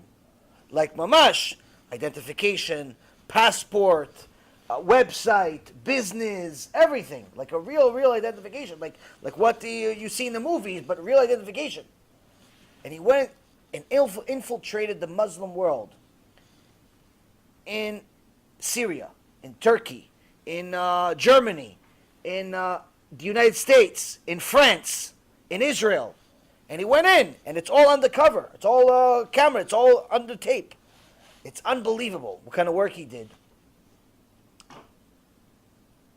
First and foremost, I can tell you that America is not what you think it is. Everybody thinks America is free of terrorism, and only once in a while there's some terrorists here. Rabotai, there are terrorist cells everywhere. Everywhere. The naive mentality that there are peaceful Muslims, and most Muslims are peaceful, is naive at best. And the reason why is because even though it starts that way, and many of them are, it's not the majority. There was actually a research done by Prager University all over the world of how many of the Muslims in the world are willing to die for Sharia law, the Sharia law. And how many of them believe in it? And Sharia law pretty much says that we're all doomed. We're talking about percentages that are approaching 80%. In many cases, 90%. So to say that the majority are peaceful is a dream, within a dream. Now, in the United States, because of this freedom of speech that I can say whatever I want to say and they can say whatever they want to say and all these things that we can say whatever we're going to say, this is both the cure and a poison at the same time. And that's why there's certain people that are mamash known to be like violent people, like this Farrakhan Rasha, or people like him. These people can literally rule and lead congregations for decades without anybody ever touching them. Now, if you tell them, listen, you believe in Sharia law, you want to do it, yeah, what do you think we believe in? What do you think? What else is there to believe in? And you'll see there's certain cities, for example, in Michigan, there are certain cities within Michigan that are literally under Muslim rule. Like you guys, far away from you, because you don't even realize this exists. I didn't even realize this existed. There's actually cities within Michigan that are dominated by Muslims, dominated by this law. Huh? Dearborn, Michigan. Dearborn, Michigan, exactly. Dearborn, Michigan is one of them. And they are planning on going everywhere with this. And they are going everywhere with this. Now, as far as if you hear what they say in their mosques, they're not saying, listen, let me give you a shiur about parnasat tova, let me give you a shiur about refuah shlema, let me give you a shiur about, about how, everything is going to be okay. No. Their shiurs, one after another, is about how we're going to win the war and make the entire world Muslim. Every one of them, with no exceptions. If you don't, you're not a Muslim. There's no peace. There's no peace. We're going to let you live until you have no choice but to be Muslim. Anyone that thinks otherwise is just too naive to even listen to these shiurim. You should watch somebody else. I can't help you. This is a reality. It's not a conspiracy. You go to them, you watch them on YouTube. Watch what they say. They have declared war on the world already for years. But now they said there's two ways to take down the tree. The tree meaning everyone. How? One is with the axe, one is with the worm. The axe we tried, ISIS, Al-Qaeda, Hamas, all of the Rashaim that kill people for fun. It didn't work. They still do it. It's never going to stop. But it's not really working. Why? People still live their life. America's still America. Israel's still Israel. No one's changing because you're killing some people here and there. Okay, it's sad. You're killing here, you're killing there. Sad. But no one's going to become Muslim because you killed his friend. Or you killed somebody that they see on the news that's far away in a different town, a different city. No one became religious Muslim because of September 11th. No one's become religious. So what's the second way? This is their words. The worm. What's the worm? The worm eats the tree from inside, and by the time people realize it ate it, it's already hollow. And they make this analogy for what? Dawah. Dawah is their kiruv, le'avdil. It's their kiruv. How? We make the whole world Muslim. How? You go to one of these non-kosher little restaurants or huts or little kiosks, and it happened to sell halal food. It happened to sell halal food, which somehow is even cheaper than food everywhere else. So you say, why? It's Middle Eastern, different flavor, sounds delicious. Why not? Who cares? Halal, na halal. I want to become Muslim, I just want a sandwich. I just want some rice and some stuff. What do I care for? If somebody doesn't care about kosher, I care. It's halal, not halal. It tastes good, smells good. I want some.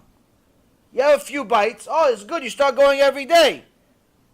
Now you'll notice after a while that there's some actually Arabic inscriptions on the halal truck, and on the halal restaurant, and on the halal deli, and on the halal everything. And you'll notice that they're nice to you. Why? Every single time you eat, to them in their eyes, like, nice to meet you, my friend. This is Islam. Nice to meet you. You're not realizing it, but I'm making you Muslim right now. You're not realizing it. I'm making you Muslim. And on top of it, your money that you're paying for the sandwich, you think, he's going for the guy's house, for the rent, for the mortgage, for the car. No. Halal is predominantly controlled by the Muslim Brotherhood. Number one terrorist funding organization on the planet. So now you eat some halal sandwich or some halal plate. You think it's delicious, right? That dollar may have been used to kill a Jew.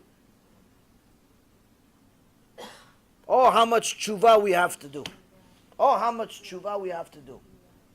But why? Why am I telling you all this? Are we going to stop halal? No, it's a multi-billion-dollar organization. And it's more than one. It's countless. What's the point? Why am I telling you all this? Why? Because I'm jealous of them. I'll tell you this. I'm telling you outright. I'm jealous of them. Why? They have a nation where even the guy selling food is doing kiruv. They go to the guy, he tells him, how come you sell food here? He goes, all right, so that's what we do, make a living. He goes, okay, but how come you have this material for dawah to do kiruv to make people Muslim? He goes, because that's what we do. He goes, so through your job you're doing kiruv? Through your job you do dawah? He goes, no. It's through dawah I have a job.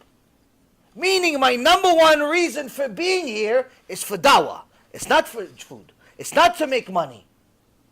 The guy is making $500 a week, a month, or whatever it is. For him, this average Joe, this average Muslim guy, his number one mission in the world is to make you Muslim. I'm jealous of him. Why? He has people that care. That's why there's 2 billion of them. Because they care. That's why they're winning. It's not because they have the right religion, the right beliefs, the right principles, or the right anything. Only thing they have is they have heart. They believe in their falsehood like it's real. We have the real stuff, but we don't believe in it. Why? You tell somebody, do kiruv, I don't have any time. I'm busy. It's tough. It's uncomfortable. I'm not really sure I should do it. Maybe somebody else. Maybe this. Maybe next week. Maybe next month. This is, Rabotai, a kitrug on us. This is a case against us in Shamayim. It's an embarrassment. It's a shame. For for us to be in this circumstance. It's a shame for us to be in a circumstance where I have to explain to people and beg them pretty much. One shiur after another in a nice way, a little more aggressive way, and then when people fall off, go back to the nicer way again, and then more aggressive again, and nice again, and more again. Why? Do kiruv, do kiruv, do kiruv. Please, please, do kiruv. Care about your people. Am Yisrael is dying. 94% of them believe it's okay to work on Shabbat. 94% of Am Yisrael believe it's okay to work on Shabbat. It doesn't get worse than that. 34% of American Jews, 34% of American Jews believe in God. The rest, 66%, don't believe in God. Is there something wrong with us that you don't realize how much we need this?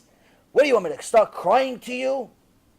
Like you don't realize you want the Holocaust to happen again? The next one is the last one. The next one is the last one. There's no more. Gog Magog, finished. That's it. No, people, okay, you know what? Let me donate $18. One chai. I'll donate $18. What's the $18 going to do? You can't buy a burger with $18. What am I going to do with $18? Okay, that's all you have, that's all you give, but you have to do something else too. Give a CD, get a lecture, call 5 friends, bring them to the shiur. 4.5 months we have shiur here, no one here has brought one person. Something, do you understand what I'm saying here? You have 20 million people don't know if God is real. 20 million people. But the Arabs, their hot dog stand is doing kiruv. The hot dog stand is doing kiruv. Do you understand what's happening here? They say Allahu Akbar and they believe it. We say Allah, give me parnasah, give me money. We pray to God for what? To give us money, more money, more money, more money, more money. We're washed with money. If it rained money, we'd say Baruch Hashem. We forget about the fact that we actually need the water too. But the Muslims, oh no, the Baruch Hashem, yeah, we have Allahu Akbar, Allahu Akbar. Why Allahu Akbar? Why Allahu Akbar? Look, my friend just died for the sake of Allah. But he died, though. You don't feel bad? No, he died for Allah. I'm jealous of them. Why? They have people that care. They have people that care. That's why they're winning. And that's why we're here, in this situation. Forget about just doing kiruv. You try to convince people of the truth. What's so hard about convincing people of the truth? You have to be retarded not to believe the Torah. You have to be much retarded. There's not much to prove. God created the world. A monkey knows God created the world. Only people that don't believe in God are monkeys. Meaning, it's not the monkey itself believes in God. The guy that's trying to be a monkey, he doesn't believe in God. Why? Because he doesn't want to. He doesn't want to believe in God. Why? He doesn't want to have anybody tell him what to do. What's so hard about proving God? What's so hard? Give me 5 minutes with any person on earth, I'll beat him in a debate. If he's intellectually honest. If he's not intellectually honest, 50 million years it won't be finished. Why? He's a liar. He will never admit to losing. There's not much proof to do to prove that God's real. If someone's intellectually honest, 5 minutes you prove him God's real. If it even gets to that point of 5 minutes, you have to be some mental incapacity you have for not to believe in God. What do you think he came from? From nothing? The wall came from nothing. The house came from nothing. Your own beard didn't come from nothing. Even the beard itself that grows for free came from something. Little boogers there in your nose came from something. Wait, they all came from nothing? So it's not so hard, this job, to get people to believe in the Torah. Do what the Torah says. That's the hard job.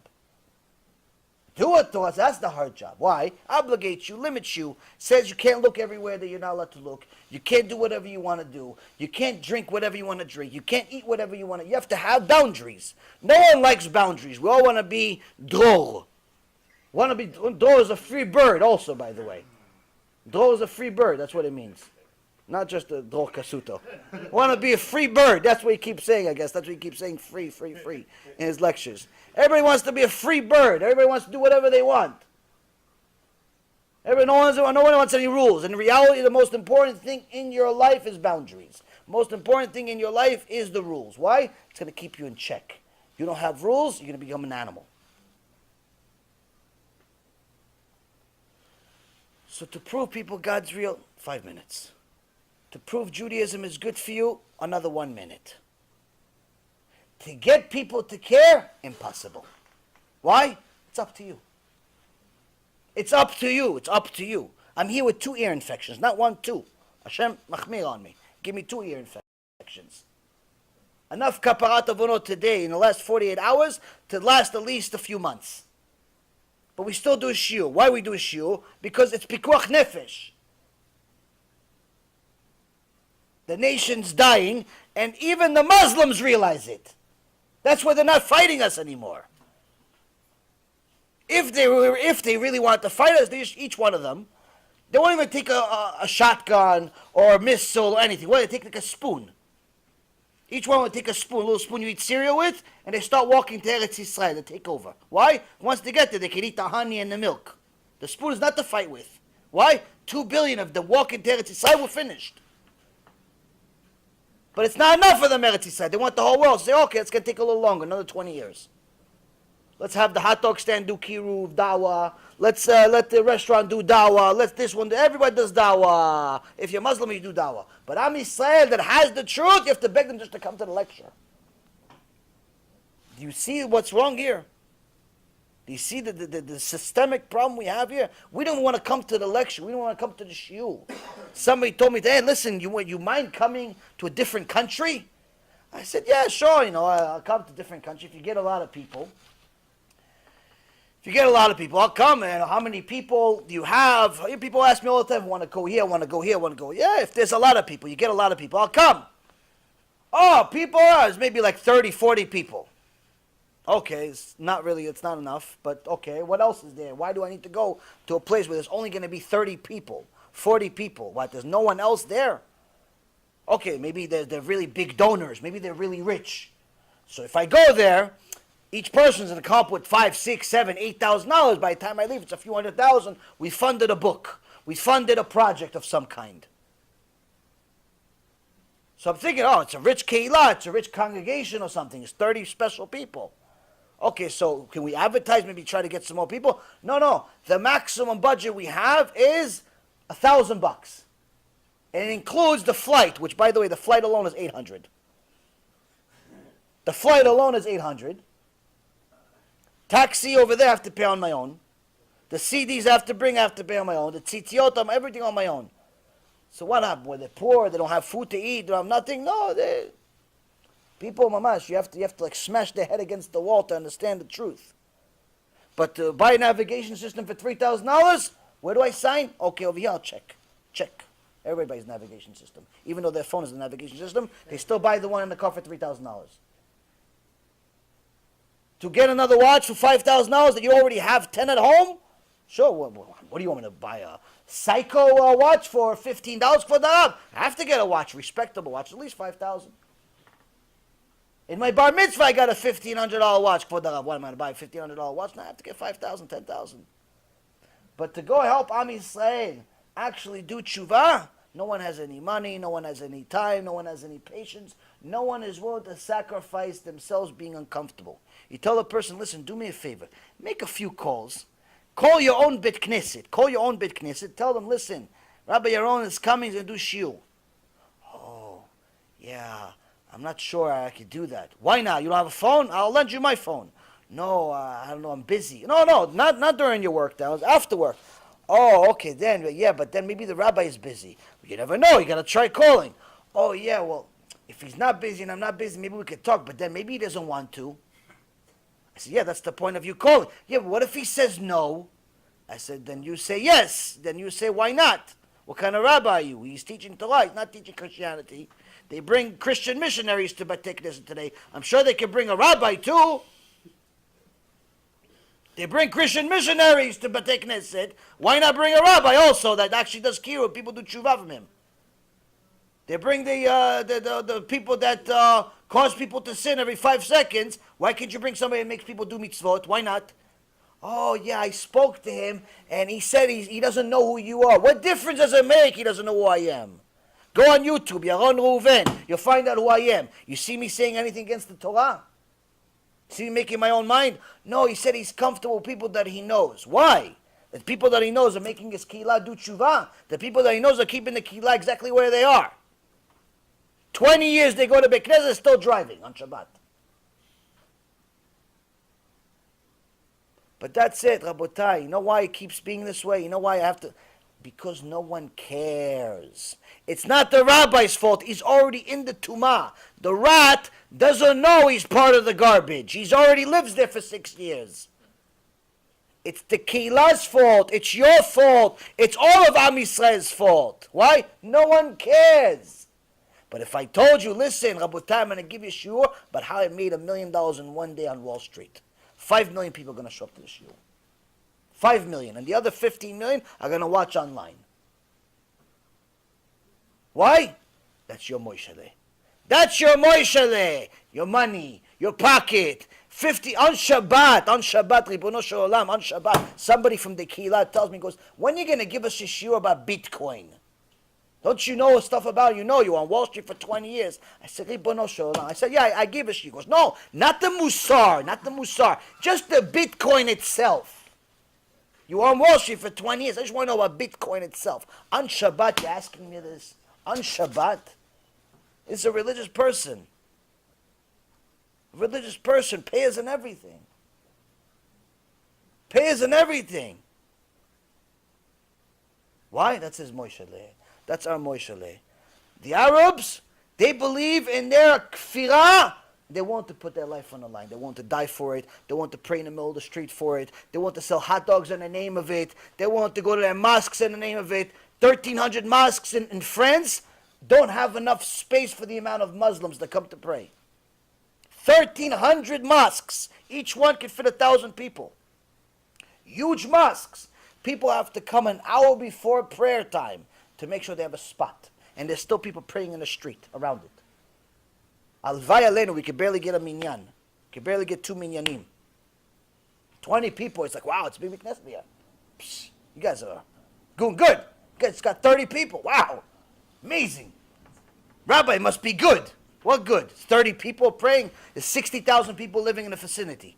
30 people praying. This is what we say, good. Busha. Busha vechirpa. But that's why. You want to know why we're losing? That's why. No one cares. No one cares. No one is willing to sacrifice. No one is willing to make themselves uncomfortable. No one is even willing to do what the guy that's selling the hot dogs is doing every day. Why? It's going to make you uncomfortable. It's going to make you, But if it's money, where do I sign? And that's it, Rabotai. I've said my piece. Hopefully it touched some hearts. Hopefully we actually wake up. Hopefully we realize that the Geulah is going to come in one or two ways. It's going to come in a nice way, it's going to come in a bad way. But in reality, as far as the Mashiach coming in a nice way, we're out of time. That's not happening. But by Geulah, I don't mean that. I don't mean that the Mashiach is going to come in a nice way or in a bad way. Either way, there's going to be a war. Either way, it's going to be disaster. Either way, it's going to be a lot of death, destruction, and so on when the Mashiach comes. There's no question about that, unfortunately. But what I mean by that, Rabotai, is that the Rambam says in Ilchot Shuvah that before Mashiach comes, it's going to be 15 days of darkness. And at that moment, he's going to kill all of the Reshaim. All of the people that didn't want to do tshuva. Now, who are these Reshaim? Why? Is it only the murderers, the pedophiles, the rapists, the Bernie Madoffs of the world? Is it only them? If it's them, you don't even need to make it dark. Just kill them in the open now. It'll be good for us to watch. What's the problem? What's the problem? Why do you have to make it dark for? Even the Goyim are cheering for them to die. The Jews are cheering them for that. What's the rapists, the murderers, what's the problem? 15 days of darkness, Rabotai, because some of these Reshaim are friends of ours, family members of ours. They look like us. They act like us. They pretend to be like us. They're even better than us sometimes. Some of these Reshaim are in positions of power. Some of these Reshaim, you would think they're tzaddikim. And the Gemara in Masechet Shabbat, page 54, asks, how come Hashem punished the tzaddikim, the rabbis, in the destruction of the Beit HaMikdash before he punished the rest of the people? Shouldn't you punish the Reshaim? Chachamim say, the religious people that didn't rebuke the nation, meaning they didn't tell them to go do tshuva, they are the Reshaim. Meaning, you have the truth. You believe in God. You keep Shabbat. You keep Torah. You keep mitzvot. You're not married to a non-Jew. You're doing whatever you need to do to fulfill the will of Hashem. And you don't share that knowledge, you, my friend, are the Rasha. It's not somebody else from far away that's murdering and killing and everyone knows he has blood coming out of his mouth. No, it's not what we're talking about. What do you think Yom Kippur is just for the murderers and the rapists? Yom Kippur is for all the big averot? No, it's for the little ones that we don't even know is an averah. It's that you saw somebody mechalel Shabbat, you didn't say nothing. You saw somebody going against God on a regular basis, you didn't say nothing, you didn't do nothing. You didn't bring him to the shiur, you didn't give him a CD. Why? You were embarrassed. You were embarrassed. The hot dog stand is not embarrassed, but you're embarrassed. You're embarrassed to work for Hashem. To work for some guy for $5 an hour, you're not embarrassed. For $500 an hour, you're not embarrassed. To work for a God for infinity, you're embarrassed. Everybody's embarrassed when it comes to God. We're always embarrassed of God. He should be embarrassed of us. But the reality, Rabotai, is that when all of this will happen, when there's going to be this darkness, we're all going to wonder which one of us actually did tshuva. That's what we're all going to wonder. Not about which one of us stopped wasting seed. Okay, Baruch Hashem, you do it. You have to do a lot of kaparat avonot, a lot of different things to stop doing it and to fulfill the tshuva for it. Great. And keep Shabbat, and keep kosher, and be kosher, and so on. Great. But which one of us is going to survive the 15 days of darkness? That we're not going to know. Why? Which one of us actually helped Am Yisrael? Which one of us sat on our hands waiting for everybody else to do it? Which one was too busy? Who was too busy for God? Too busy for his kids? And who wanted to be Moshe Rabbeinu? Who wanted to be Moshe Rabbeinu? Who wanted to be Moshe Rabbeinu? Everybody wants to be Moshe Rabbeinu after he became Moshe Rabbeinu. What about before? And that's the thing, Rabotai. No one wants to get out of their comfort zone. Everyone is waiting for somebody to hand it to them on a silver platter. Silver platter. No, if it's ready, here you go. If it's ready, I'll take it. If it's not, I'll wait till it's ready. I'll wait until it's ready. And that is a sad situation.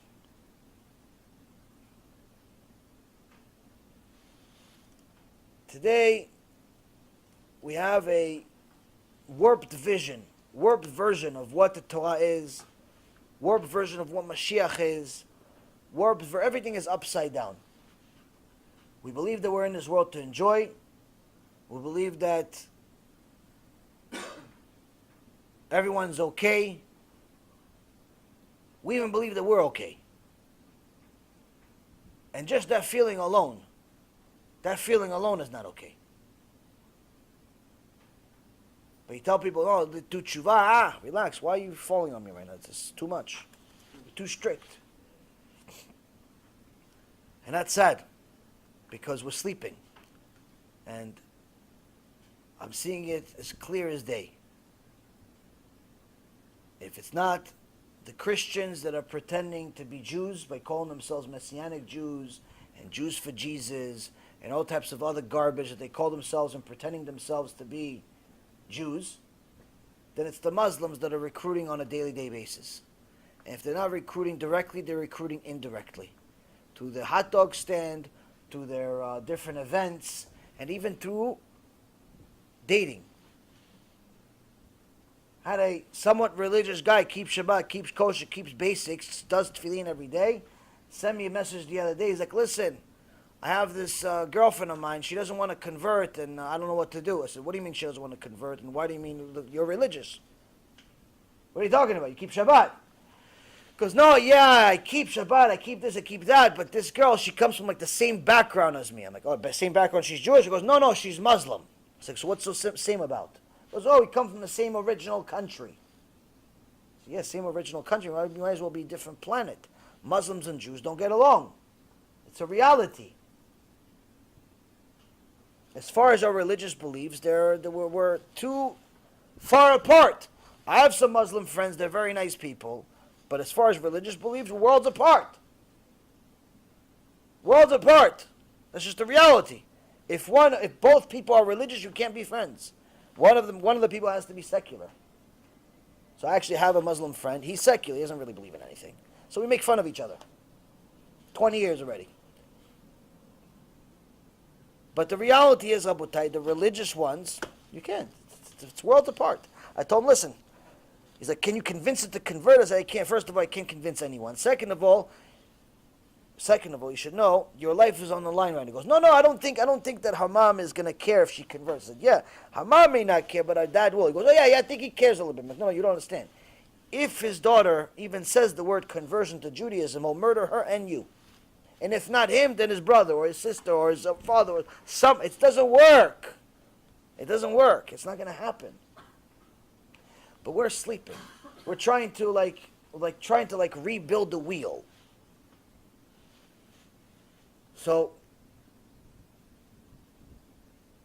I don't know what else to tell you guys, other than tell you that if people don't start stepping up and doing something about it, I give you Musar lessons until the end of the world. And it's not going to help you. Why? You're not learning the basics of Judaism. The basis of Judaism is to give. Emulate God. What does God do? He gives. You have the truth and you're not willing to share it, I can't help you. You can watch my shulim from here until next year. It's not going to help you.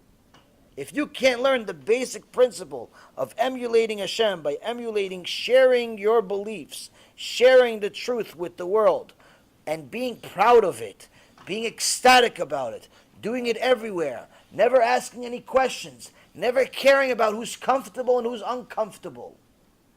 Why? You have something priceless. If he's uncomfortable, he's also retarded, so it doesn't make a difference what he says. If he's uncomfortable, that means there's something wrong with his brain. Who cares what his opinion is then?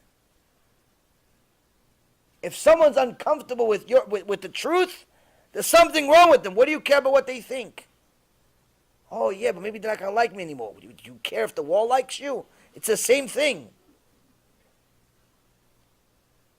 And that's the thing, Rabotai. It's time for us to stop caring so much about they like us, they don't like us, they're going to say, they're not going to say, they're going to do, they're not going to do.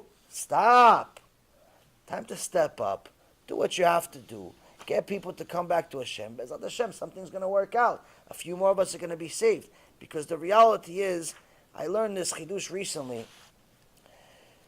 The sages in the holy book say that Hashem divided up the suffering of the world to 3 different generations, to 3 different places. A third of the suffering of the world went to all of the giants, to the patriarchs, Avraham, Yitzchak, Yaakov, David, Moshe, Aaron, the giants. A third of the world's suffering went to them. That's what made them giants. A third of the world's suffering went to Dorei Hashmad, the generations of the Holocaust, the pogroms, the Inquisitions, the Bet HaMikdash, and so on. And a third of the suffering went to Mashiach, by himself. In the Gemara in Masechet Sanhedrin, Rabbi Yoshua ben Levi asks his friend, Eliyahu Navi, when's Mashiach going to come? When's he coming? He says he's here. Everybody always asks, when's Mashiach coming? He's here. He's always here. He's always has been here. In every generation there's a Mashiach. Every generation, one of the 7 things that were created before the world was the name of Mashiach, meaning the image, the soul of Mashiach is already here at all times. Part of it is Moshe, part of it is David. Always here. In Atid Lavo, the Gemara says in the future, there's going to be a feast between Eliyahu Navi, Mashiach ben David, Mashiach ben Yosef. But this Mashiach is here all the time.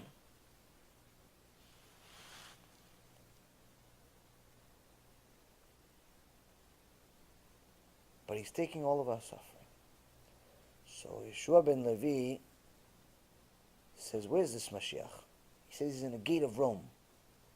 Go find him. He's there after they destroyed the Bet HaMikdash, Yimach Shemam. He's over there with all the lowly people, injured, Ba'alei Mum, missing body parts, injuries. He goes, sees them, and he sees everybody else is changing their bandages. They take everything off, and then they replace it. But him, he takes one of them off, and then replaces it. Next one off, replace it. Meaning he has infections all over his body. All over his body he's got infections. He tells him, how come you're only changing your bandages one at a time? All the suffering you're dealing with. He says, in case they call me right now to be Mashiach. He says, but you said you're going to be Mashiach now. You told me yesterday, I spoke to you. We came to see him the day before. So you're going to come. He said, no, I'm coming when you do tshuva. That's what I meant. When you do tshuva, how am I going to do tshuva? You by yourself, it's fine. The rest of the nation. When somebody decides to be Moshe Rabbeinu, somebody decides to be the prophet Isaiah, when somebody decides to be the prophet Zachariah, when somebody decides to be the prophets, the ones that went out into the nation, like Jeremiah, and told the people the truth even when it cost them their life. We're not even willing to do it when it costs us a few bucks. So that, Rabotai, is what we have to understand. The Mashiach is enduring our suffering already for generations. The Yimach Shemam, the Christians, have turned this upside down. They made it as if he's the suffering servant, is their J.C. Penney. Just because someone's suffering doesn't make the Mashiach. There's plenty of people suffering. Doesn't mean a Mashiach. But the reality is that what this analogy is trying to teach us is that in order for you to be great, you have to endure suffering. Now you can choose your suffering. You choose your suffering. Every year on Rosh Hashanah, the Gemara says, Hashem decides what to give you. What parnasah to give you. Part of that parnasah is suffering. You're going to have 5 pounds of suffering, 10 pounds of suffering, 1,000 pounds of suffering, 1,000,000 pounds of suffering. Hashem decides how much suffering He's going to give you. You decide how to use it. He said, decreed in Shemaim, 100,000 pounds of suffering. Hashem Yerachem. Okay, how do you want it? You want to go travel around to different strange places to go do kiruv, or do you want it in cancer? Or do you want to lose a kid? Or do you want a car accident? Or you want to lose money? Or do you want to lose some money so you can actually use that money for tshuva? What do you want to do? How do you want that suffering to come? Suffering's coming anyway. Either wake up for minyan in the morning, or you spend half the day in the bathroom. Minyan in the morning is tough. You slept a couple of hours less. Half the day in the bathroom, you ruined the whole day. But you got those 2 hours of sleep. Which suffering do you want? Which suffering do you want? Suffering's coming anyway. Mashiach is saying, he already took 1/3 of the world's suffering. Why? It's the only way you're going to be kadosh. Get used to suffering. But the good news is, you can choose it. You can choose which one it is. Sitting there like a golem and crying to yourself, oh, bad things happen to me. That's not suffering. That's just you doing nothing with your life. You're doing nothing with your life. Your suffering is being misused. You're already getting the suffering. Instead of crying to yourself, go use that suffering somewhere else. Go get Am Yisrael to do tshuva. Trust me when I tell you, I'm doing this for 4 years. It's suffering. It looks like fun to give lectures on YouTube and BootTube and NoSpaceTube. It's suffering. Trust me when I tell you. It's 100% suffering. Why? All the work that comes with it is very difficult. All the stuff that comes with it is very difficult. But I'd rather have that than be sick in hospitals every month. You have to choose. You have to choose. The salvation, when Mashiach comes, is going to come in 2 ways. Good way or bad way. Obviously, war is going to happen regardless. What's the good way or bad way? Good way is you're going to do tshuva to a shiur like this and actually start taking things seriously and not only start keeping mitzvot yourself, but you start getting other people to keep mitzvot. Bad way is you come to the shiur and do nothing. Or you don't come to the shiur. Nothing's going to change. You're going to stay exactly where they are. Hashem's going to say, oh, okay, you don't want to do tshuva that way? Okay, I'll send you cancer. In the hospice center, everybody's tzaddik. At hospice, when everybody's got 5, 6, 7 days or 6, 7 hours left, everybody believes in God. There's no atheists in hospice. When somebody loses a kid, when somebody loses a wife, when somebody loses a father, a husband, or whatever, everybody all of a sudden thinks about God. Why? Somebody they know just went to go see him. So you can decide, which one do you want? Which one do you want? You want the nice way or the bad way? Which one? Suffering's coming anyway. That's the truth. Anyone that tells you otherwise is lying to you. Because even the Mashiach has suffering. A lot more. So at least, let's learn. Let's learn from the tzaddikim. Let's learn from our Torah. Let's learn from the Mashiach. Let's learn even from the goyim, from the Muslims that are selling hot dogs, that are doing kiruv in their hot dog stand, to care about the truth. At least as much as they care about the lies. Bezat Hashem, there's going to be another shiur on Tuesday at the Breslov Center around 9 o'clock, 9:15. We're always a little late. And Bezat Hashem will learn. Wednesday, there's no shiur this week. Then after that, I'm going to be off to New York. And the next shiur will probably be one more shiur before I go to California. Bezat Hashem, maybe a Sunday, maybe a Tuesday of the following week after New York. So next week, there's one more shiur left here in Florida on Tuesday. So the day after tomorrow. Then no shiurs for a little while, for like a week and a half. Then I'll do either shiur here or a shiur in Breslov right before I go to California. Most likely here. So try to make them. There's going to be shiurs online, obviously. But live is always better. But hopefully some of you took some things, food for thought. Some food for thought. Some people that are watching, that have been watching me for a year, 2 years, 3 years, and Baruch Hashem doing tshuva, realize that tshuva is not just keeping Shabbat. It's nice, Chazak Baruch, very good. There's a lot more to come. There's a lot more to do. So, B'ezrat Hashem, hopefully this helps all of us do tshuva, gives everybody refuah shlema, refuat nefesh, refuat guf, and B'ezrat Hashem, I'll see you guys on Tuesday. Baruch Adonai L'olam, Amen ve'amen.